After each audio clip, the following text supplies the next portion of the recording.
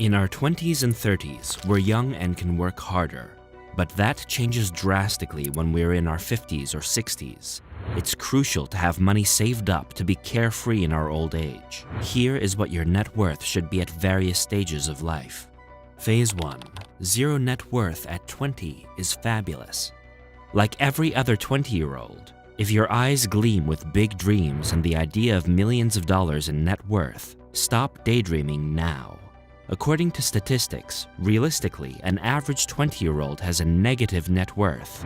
Coming right out of school with huge student debt and a minuscule starting salary, you will not have $1 million net worth in your 20s unless you've already started a business and achieved something. Think in terms of assets and liabilities. Assets are everything you have saved up: your investments, car, mortgage-free home, retirement account, and even cash or bank balance. Liabilities are all kinds of debt, such as student loans, credit card bills, home mortgages, etc. Assets minus liabilities equals net worth. So, having a negative net worth at this stage is perfectly normal. But what's not normal is being okay with it, just because everyone is in the same boat. Your aim should be to have a zero net worth, i.e., your liabilities and assets perfectly cancel each other out.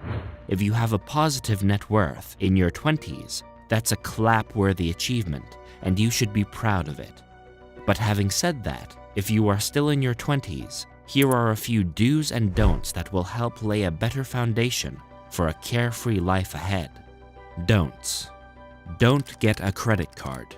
Credit cards are great for emergencies, but the freedom of not having to pay immediately can lure us into a debt trap of buying things we don't need. In our 20s, when most of us already have a huge student loan and a negative net worth, owning a credit card can make it worse. Never overuse your credit card. While not having a credit card is an ideal scenario, if your circumstances demand it, follow 3 basic rules. Never carry a balance on your card. Always pay it in full each due date. Never max it out, i.e., only use it for necessities and up to 30% your limit. Now for the do's. Do's. Build a credit score. The reason why you shouldn't own or misuse your credit card is simple. The more you use it, the lower your credit score is. Your credit score is like your report card. The higher it is, the more trustworthy you are to lenders. Therefore, you get a lower interest rate on any future loan. In your late 30s, like most adults, you will need to start a family and buy a home. That's when a good credit score comes in very handy, as it saves you thousands of dollars in interest every year. 2. Open a Roth IRA. A Roth IRA is your retirement account, which gives you tax-free growth while your money is invested in it, and tax-free withdrawal if you withdraw after 59 and a half years of age. Having Roth IRA is not only a good way to challenge yourself into saving more, but also a way to save on taxes. Remember, the lower taxes you pay, the more money you have left for yourself. And Roth IRA lets you do that legally, so why miss out on it? Also, the earlier you start, the more money you have saved up for your retirement. 3. Create an emergency fund. While you are young, you are still very new in the job market with lower skills. Therefore, the chances of you losing your job are much higher. To avoid going back to mom and dad when you find yourself out of a job, keep 1 to 2 months of living expenses saved up. 4. Start investing. Finally, if you still have any money left after all these savings, start investing in the stock market with whatever little you have, even if it's $100 every month. Put it in an index fund for the long term, just so you can get into the habit of understanding the markets and investing excess money whenever you can. At 20, returns matter less. Developing good financial habits and paying off as much debt as possible matters much more. What you do in your 20s reflects on everything you do later on, so getting your 20s right is a big step towards financial freedom. Phase 2. Go debt-free in your early 30s. Your 30s consists of two phases. First half from 30 to 35 should be your heavy savings phase. During this time, you should accomplish 3 goals. 1. Don't take too many loans. The first goal of starting your 30s should be to start without debt. On average, most of us graduate around 22, so we have around 8 years to pay off our student loans if we want to go debt-free by 30. Being debt-free gives us the freedom to take risks. At a young age, when we have physical and mental strength, we can take higher risks. We have a long life ahead of us to recover from any losses, but debt holds us back, making us heavily dependent on our paychecks. Instead of buying an expensive sports car we can't afford, we should only buy a car that is both cost and fuel efficient, a car that doesn't make us borrow money. Similarly, borrowing to buy a home is also not justified in your early 30s. 2. Save 1 year of income. After paying off your debt, you should aim to be saving up at least 1 year of your income by the time you reach 35. This is easily achievable if you follow a disciplined saving method of saving at least 20% of your income every year for 5 years. Also, whenever you get a raise or a bonus, put the entire amount straight away into an investment account like it never existed. This will prevent you to splurge on parties and luxuries. If you could live within your old income before, you can live within that now also. Investing salary raises and bonuses boosts your savings to earnings ratio, which in turn compounds faster and thereby accelerates your reaching the 1 year income and savings mark. 3. Start an HSA. While saving up 1 year of income is important, it is also important to save up for medical emergencies. Therefore, if your employer doesn't offer an HSA, you should start one of your own.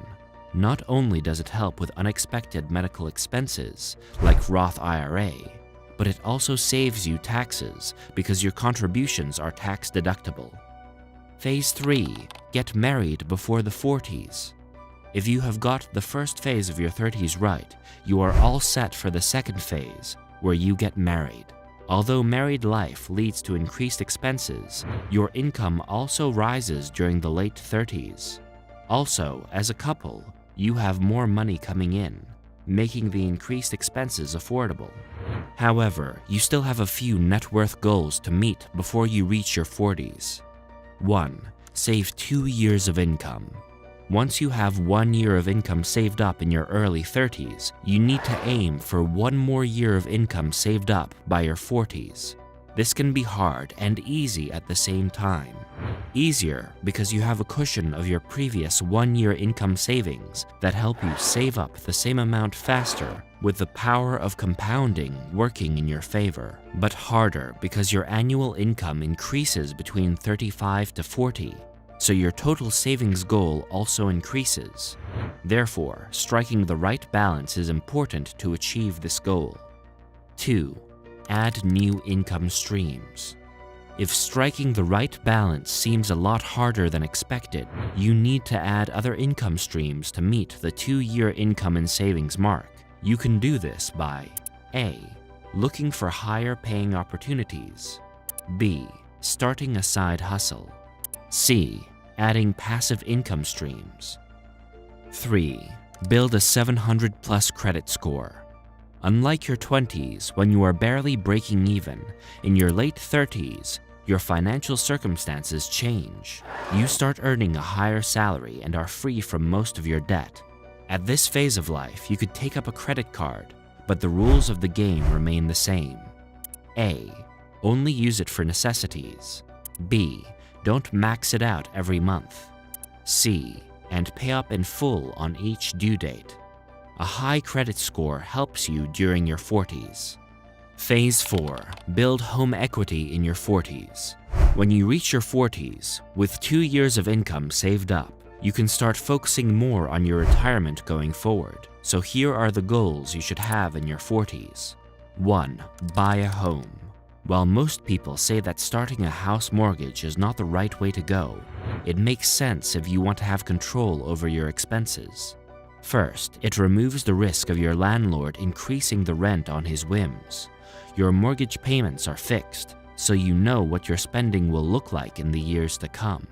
And second, as you start paying the mortgage off, you start building equity in your house, which can be sold at a later date when you need money. 2. Max out your retirement accounts. With more money coming in as you reach the peak of your career, you should start making maximum annual contributions to your Roth IRA or 401k accounts. Your aim should be to retire with a corpus of 25 to 30 times your expenses if you want to live the current lifestyle.